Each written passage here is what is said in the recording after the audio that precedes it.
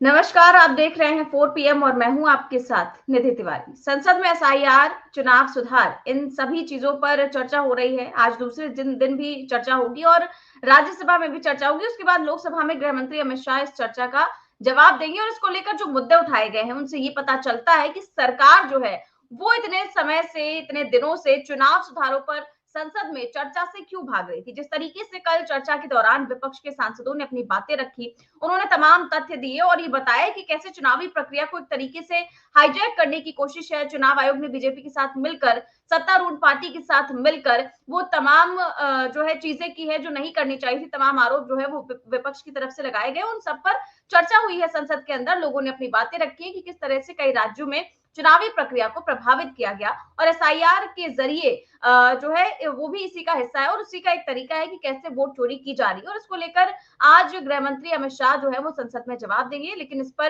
कल कई सारे लोगों ने चर्चा की और चुनाव आयोग पर डिबेट के दौरान राहुल गांधी का भाषण शुरू होते ही कैसे जबरदस्त हंगामा हो जाता है। शुरुआत में ही राहुल गांधी क्या ऐसी बात बोल देते हैं कि मोदी सरकार के मंत्री भड़क जाते हैं, बीजेपी के सांसद भड़क जाते हैं, स्पीकर ओम बिरला को भी गुस्सा आ जाता है और वो सीधे धमकाने लगते हैं। और राहुल गांधी ने आखिर ऐसा क्या कह दिया, इस पर भी आज हम चर्चा करेंगे। कल जो चुनाव आयोग पर डिबेट हुई और उस दौरान तमाम विपक्षी सांसदों ने अपनी अपनी बातें रखी, लेकिन राहुल गांधी जब बोलना शुरू किया उन्होंने तो जबरदस्त तरीके से हंगामा हो गया। और क्या कुछ कहा राहुल गांधी ने, कहा कि अगर वोट का अधिकार नहीं बचेगा तो कुछ भी नहीं बचेगा। लेकिन बीजेपी और आरएसएस की सोच ऐसी है कि अब संस्थाओं पर भी कब्जा करने की तैयारी है। उन्होंने इसके बाद जो बोला उस पर हंगामा कर जाता है, क्योंकि राहुल गांधी ने कहा कि गांधी जी की हत्या करने के बाद अब सोच रहे हैं संस्थाओं पर कब्जा करने की। इसी बात को लेकर क्या सीन होता है, मैं वीडियो दिखाती हूँ। Have emerged from the vote. So it's obvious that the RSS has to capture all the institutions that have emerged from the vote. So the project after Gandhiji's assassination, the next step of the project was the wholesale capture of India's institutional framework.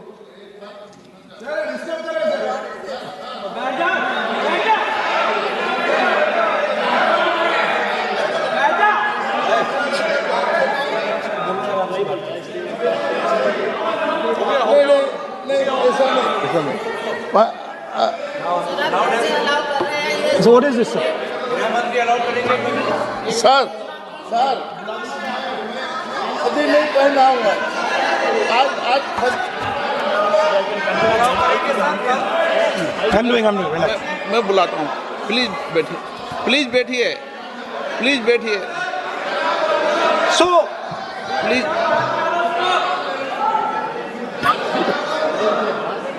sir,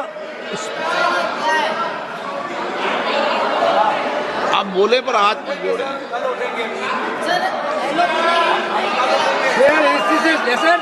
sir, these are uncomfortable truths, but they have to be spoken.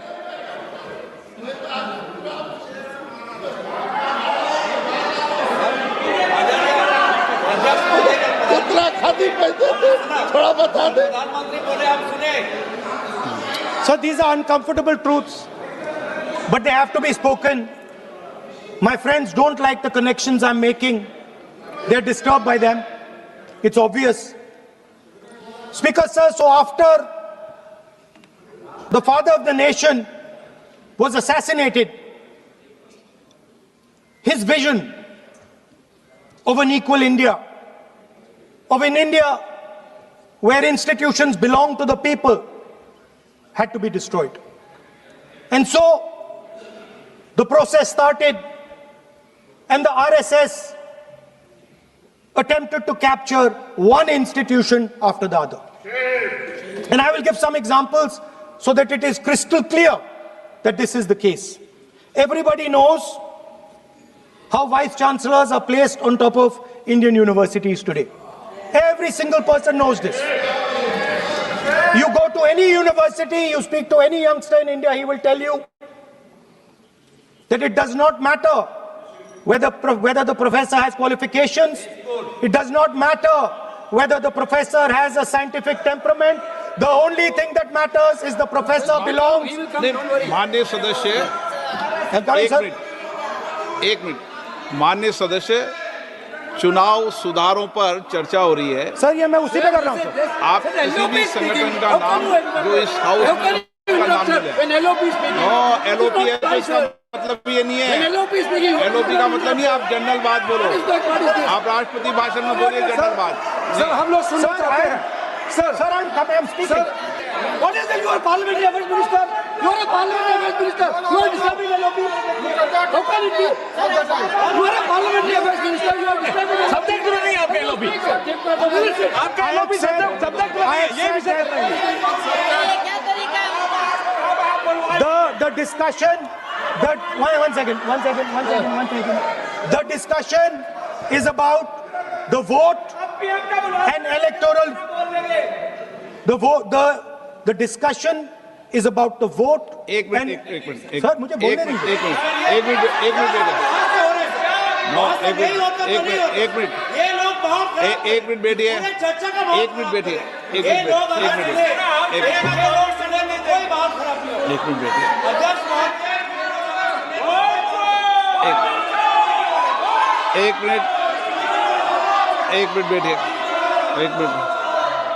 माननीय सदस्य में बैठे बैठे unofficially बोल रहे हैं, उस विषय बोल रहे हैं। सदन की गरिमा को बनाए रखें। आसन को चुनौती देने का प्रयास मत करिए, ये ठीक नहीं है।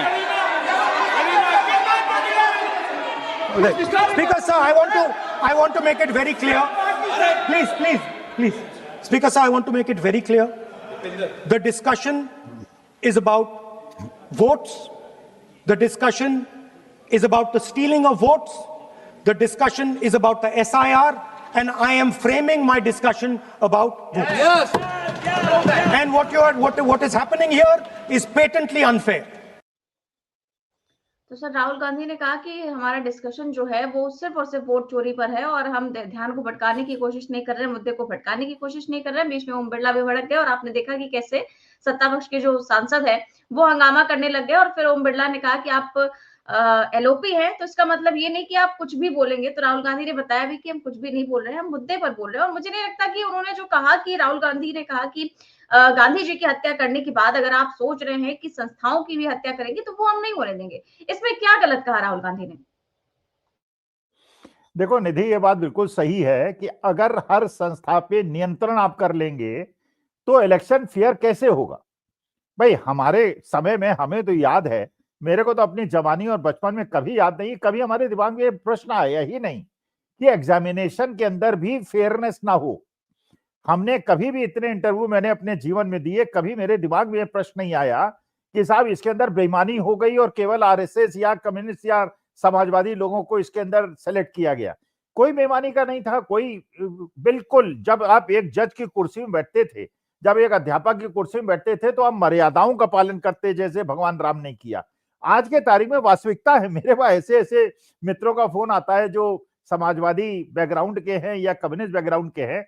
वो कहते हैं यार हम लोगों के बच्चों की नौकरी पीएचडी है, बहुत ज्यादा क्वालिफाइड है, लेकिन उनको नौकरी नहीं मिलती। कारण ये है कि जहां पता चलता है कि साहब ये इनके पिताजी या इनकी माताजी समाजवादी या कम्युनिस्ट बैकग्राउंड की है, उन्हें नौकरी नहीं मिलती। आरएसएस के लोग, ऐसे लोग, उसके लिए सारे नियम भी शिथिल करते चले जा रहे हैं।